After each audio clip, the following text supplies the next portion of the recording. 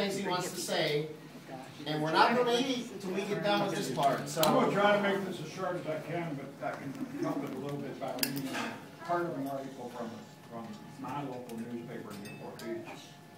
American flags swaying in the ocean breeze blanketed the hilltop of Castaways Park on Friday afternoon as a crowd gathered to honor and memorialize American servicemen and women. Monday at noon, 1,776 flags of transforming the leisure park into a field of honor. The field of honor was erected by the Exchange Club of Newport Harbor in recognition of approaching Memorial Day. The club, whose members are primarily 70 to 90-year-olds, put on a dedication ceremony Friday that included color guard presentations, retiring of the colors, addressed by various dignitaries of the force. As the mayor's speech ended, fathers turned to hug sons in the field around the dedication. Families searched for their flags bearing the names of loved ones. The public was invited to purchase commemorative flags. Each flag has a yellow ribbon fashioned around its pole with name and address and service details of U.S. personnel. Some families have taped or tied pictures of their sons or daughters to their pole. Maps of the information at the information booth with docents serviced around stationed around the hilltop to help families locate their flags. This occasion ended on Friday before Memorial Day with the removal of the flags by the families and the loved ones. I thought about that and realized that our family was kind of unique in World War II. We had 8 people in one family, one generation that served in the service. And I thought I wanted to memorialize that. And so I bought some flags. I couldn't bring the 8.5-foot poles with me, or the ornamental tops, but I did bring the flags and yellow ID ribbons. I might have promoted some people because I was in doubt about some of these ranks.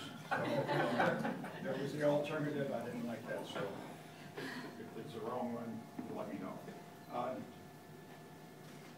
They all came home too. Hey! thank God. Steve. Oh yeah. Good point. Steve for Leo. Colonel Louisville Schulten Jr., career U.S. Army, World War II in Europe, Germany, and also service in Korea.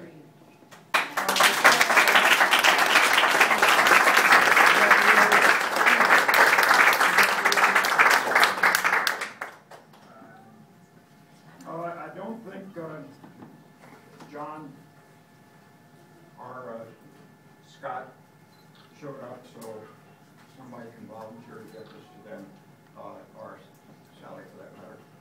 But Major John J. Jack Schulten, United States Air Force, World War II. He also was called back and served during the famous Berlin airlift, which if anybody has read that history, is unbelievable. So I don't know who will accept this for Sally, but Here I will. She's looking at Sally. I know.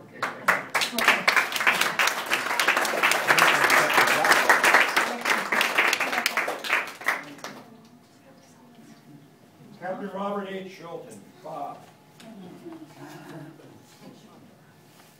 U.S. Army, World War II.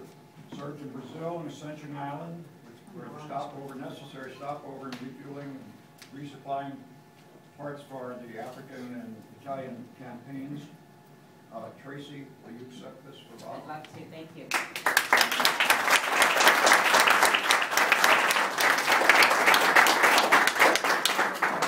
Some of these ribbons are coming off, so I'll take care of those later. Major Stuart M. Vaughn, U.S. Army, World War II, Europe, Anzio. Anybody who studied the campaigns in Europe knows that was a bloody, bad battle. Stuart served with great distinction. Mary, or Susan, we accept this for Stuart.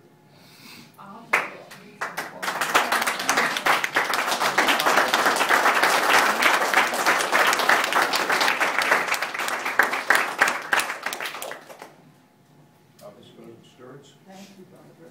Yellow ribbon. These were tied around the flagpoles, and some of them were faded a bit from the rain. They were up for several days. No, we don't.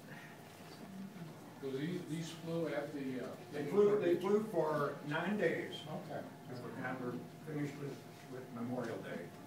And there are some fantastic stories I can tell you that I heard about parents and friends taking pictures of their loved ones to the flagpoles. Major Jack Helm, U.S. Army, World War II in Germany, and called back, served in combat in Korea. Jane?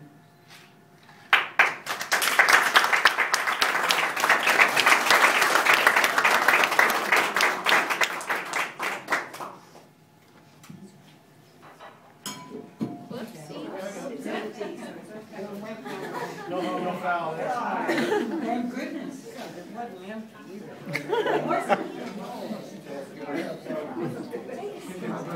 I have Bob's ribbon, yellow ribbon. Sarah, I let you go get it. Sam Schulten should get that. Captain John Neely, Jr., U.S. Army, World War II, France, combat. Bruce.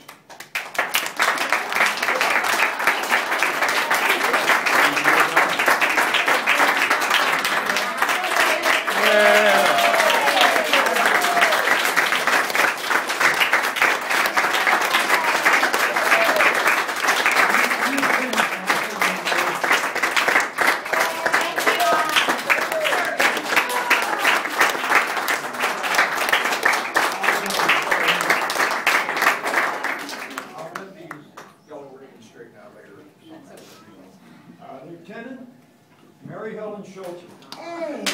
All right, Mary. U.S. Army Nurse Corps, World War II.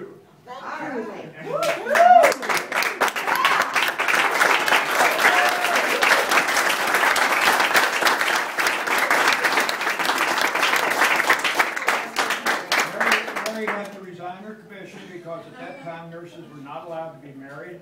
So What when you she, do that for? when she met Stuart, they were down to the Army.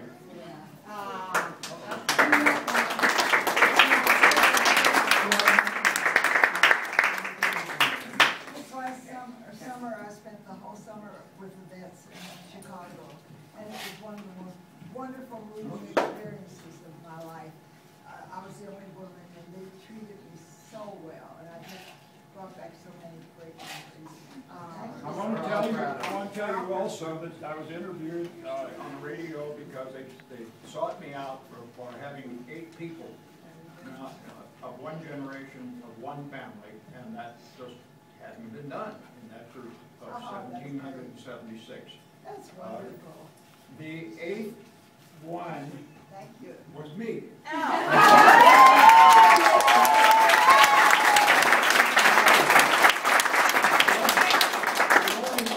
The only notable thing about that was 1945-46 in Okinawa and Japan, and 51-52 in Korea.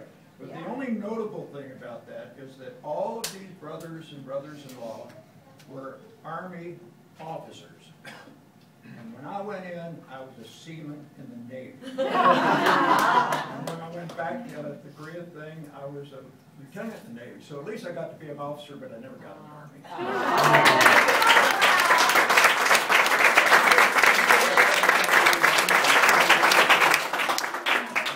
2 more things, real quick. Dad, do you want to say something? I've got one quick story.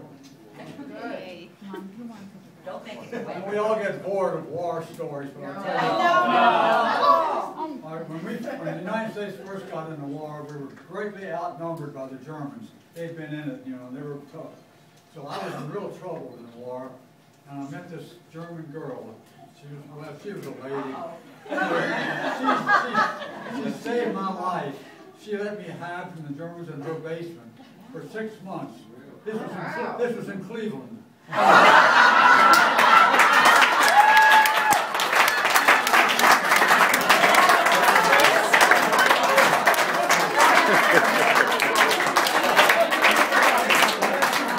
You haven't haven't lost your touch. Yeah, that's great. Last comment, I have some extra newspaper articles and stuff in case yours fell out of the bunch. Anyhow. Okay, thanks somebody.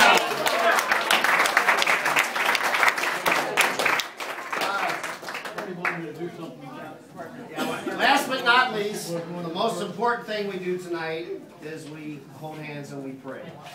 So if you'll reach and hold hands with someone here.